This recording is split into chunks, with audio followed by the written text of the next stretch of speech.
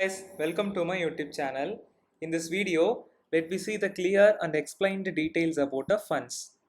Okay, in funds, initially you can see the total funds available in your account.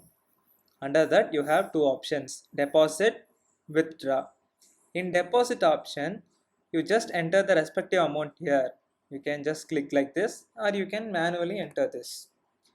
Under that, you have three options. Initial, first option is net banking. By clicking net banking, it will directly goes to your bank account. Also, it has the nominal charges per transaction.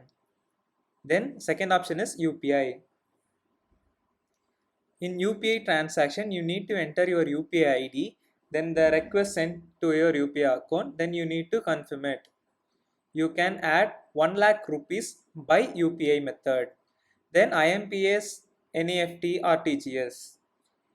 By clicking this respective beneficiary account and the IFSC code shown to you, then you need to enter and add beneficiary in your bank account, then transfer that respective amount to that beneficiary.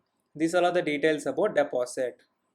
Okay, in withdraw option, you have only one option to enter the amount. Your respective amount should be entered here. Then click withdraw money. After clicking this, your request was done by send the details to the Kotak. Then the amount as soon as possible reach your bank account. Until then, you can track your details. Here are one more option, withdraw all. By clicking this, you can withdraw the total amount in your trading account. Okay, under that, some minor details are given there. First one is cash balance. Here, your total cash balance shown here.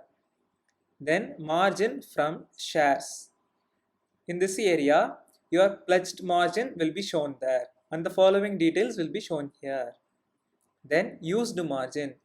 If I buy some stocks or futures, then it will known as the used margin. Then you can see the total available margin. Then under that, available margin for buying options. You may know that pledged amount, by pledged amount you cannot buy the options.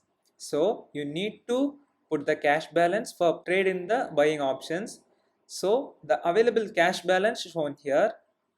Under that, you can see the due amount. Then your transaction is history, like your deposits and withdrawals will be shown here.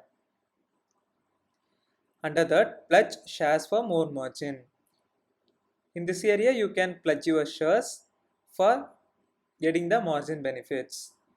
Thank you guys. Thank you for watching. I hope this video was useful for you. For more information, follow me on LinkedIn and Twitter. Like and share this video. Subscribe to the channel.